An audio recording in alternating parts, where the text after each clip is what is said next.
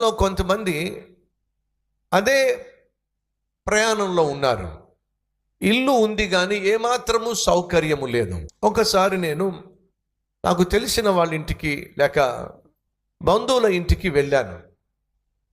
ఇంచుమించు 25 సంవత్సరాల క్రితం వెళ్ళినప్పుడు వాళ్ళు ఉన్నటువంటి ఇల్లు ఒక 10 అడుగులు ఉంటుందేమో, 8 అడుగులు ఉంటుందేమో. 10 అడుగులు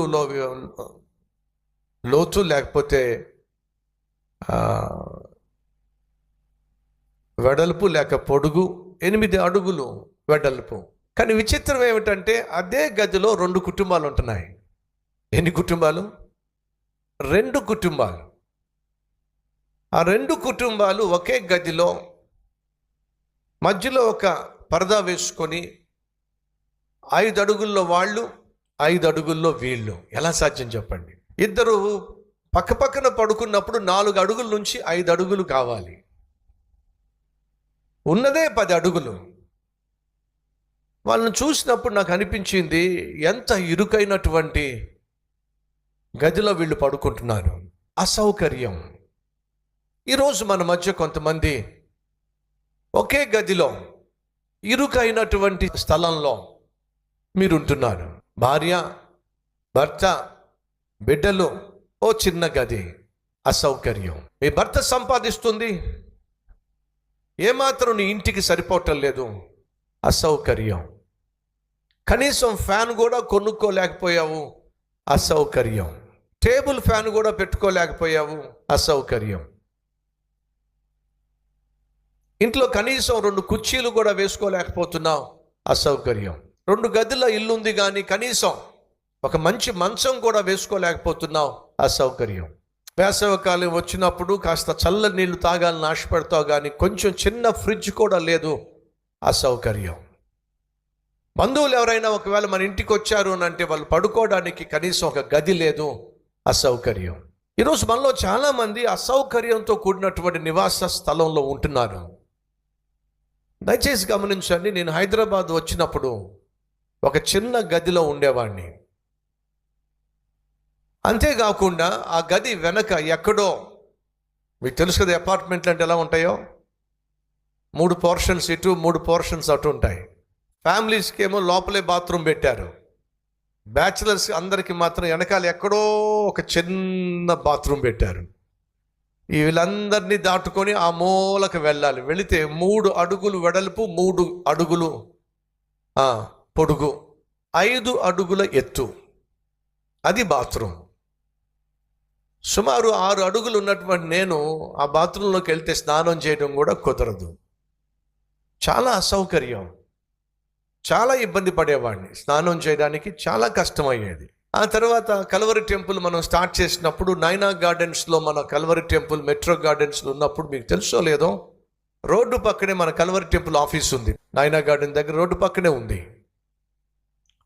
అదే కల్వరి ఆఫీస్లో ఒక గదిలో ఉండేవాళ్ళు, నేను, నా భార్య, 2 పిల్లలు. అక్కడ కూడా అంతే. బాత్రూమ్ వచ్చి 3 అడుగుల వెడల్పు, 4 అడుగుల పొడుగు. అందులోనే బాత్రూమ్, అందులోనే టాయిలెట్. అలా 1 సంవత్సరం కాదు, 2007, 8, 9, 10, 11, 12 సుమారు 5-6 సంవత్సరాలు అదే గదిలో ఉన్నాం. అక్కడే నివసించాం. ఒక్క గది పెట్టుకొని నివసించాం. సంఘమేమో సుమారు 50,000 మంది. పాస్టర్ గారేమో ఉండేది ఒక గదిలో. ఆ తర్వాత దేవుడు ఇక్కడ ఒక అద్భుతమైన స్థలం ఇచ్చాడు.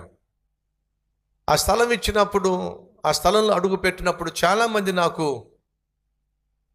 మెసేజ్లు పంపించారు, ఫోన్ కాల్స్ చేశారు, హెచ్చరికలు చేశారు. అదేమిటంటే, సతీష్ కుమార్ గాని ఒకవేళ ఈ స్థలంలో అడుగు పెడితే ఆయన చంపేస్తారు. మీకు తెలుసో లేదో, ఈ స్థలము చాలా కొట్లాట్లతో, చాలా గొడవలతో చేతులు కాళ్ళు నరికేసుకొని రక్తపాతాన్ని చూసిన స్థలం ఇది.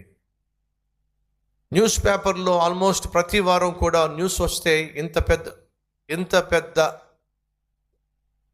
ఫైల్ పంపించారు నాకు. ప్రతి పేజీ కూడా ఇక్కడ స్థలంలో జరిగిన గొడవల గురించే. ఈ స్థలము చాలా కొట్లాట్లతో, చాలా గొడవలతో చేతులు కాళ్ళు నరికేసుకొని రక్తపాతాన్ని చూసిన స్థలం ఇది.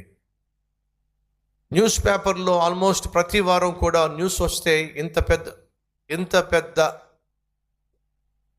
ఫైల్ పంపించారు నాకు. ప్రతి పేజీ కూడా ఇక్కడ స్థలంలో జరిగిన గొడవల గురించే, కత్తులతో నరుక్కున్న సంఘటనలను గురించి రాసినటువంటి పేపర్లో వచ్చిన న్యూస్ కట్అవుట్స్ అన్నీ కలిపి నాకు పంపించారు.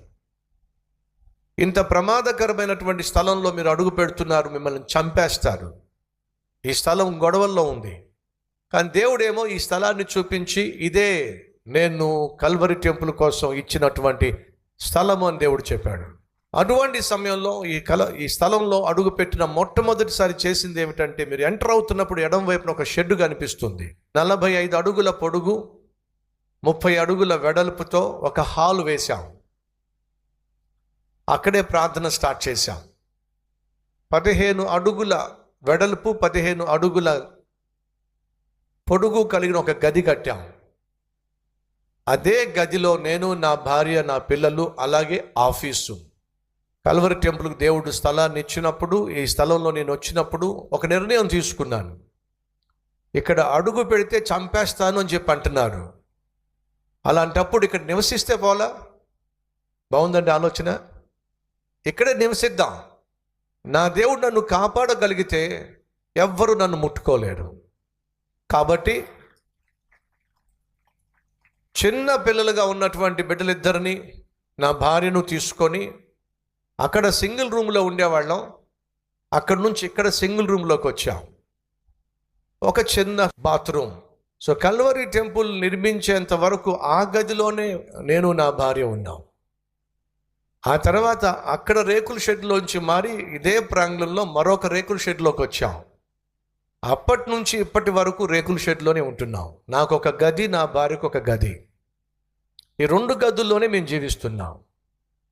పోయిన 20-30 డేస్ బ్యాక్ భయంకరంగా వర్షం పడింది.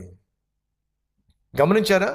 దారుణంగా వర్షం పడింది. ఆ వర్షం పడినప్పుడు నా గది మొత్తం కారుతానే ఉంది.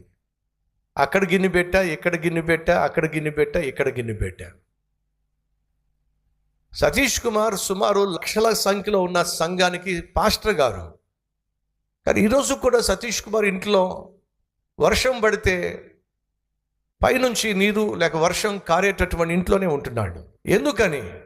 ఇది నేను అసౌకర్యంగా భావించటం లేదు. కారణం చెప్పమంటారా? ఆ వర్షం కురిసి ఆ పైన ఉన్నటువంటి ఫాల్స్ సీలింగ్ ఏదైతే ఉందో అది తడిచిపోయింది. తడిచిపోయి అమాంతంగా నా టేబుల్ మీద కూలిపోయింది. అలా కూలిపోయినప్పుడు మన సహోదరులను పిలిచాను. వాళ్ళు పరుగున వచ్చారు. అర్ధరాత్రి పరుగున వచ్చి చూసి, ఒకడు బయటికి ఎంత గట్టిగా చెప్పుకుంటూ వెళ్తున్నాడో ఏంటో తెలుసా? అయ్యగారి ఇంట్లో కూడా కారుతుందిరా. ఏమిటట? అయ్యగారి ఇంట్లో కూడా వర్షం కారుతుంది అని అంటూ వెళ్ళాడు బయటికి. ఇప్పుడు అతను ఒకవేళ ఇంటికి వెళ్ళాడు అనుకోండి, వాళ్ళ ఇంట్లో ఒకవేళ వర్షం పడుతుంది అనుకోండి, వాళ్ళ ఆవిడ చూసి, ఏంటయ్యా ఈరోజు కూడా వర్షం పడితే ఇంట్లో కారుతుంది, మనకంటూ సొంత ఇల్లు లేదు అని అన్నది అనుకోండి. అప్పుడు ఏమంటాడు తెలుసా? చెప్పండి, పిచ్చిదానా, మన అయ్యగారి ఇంట్లో కూడా కారుతుంది అంటే భార్య నోరెత్తుతుందా? నోరెత్తుతుందా? చెప్పండి. సహోదరులు, దేవుడు చక్కని చదువునిచ్చాడు, అలాగే గొప్ప సేవనిచ్చాడు.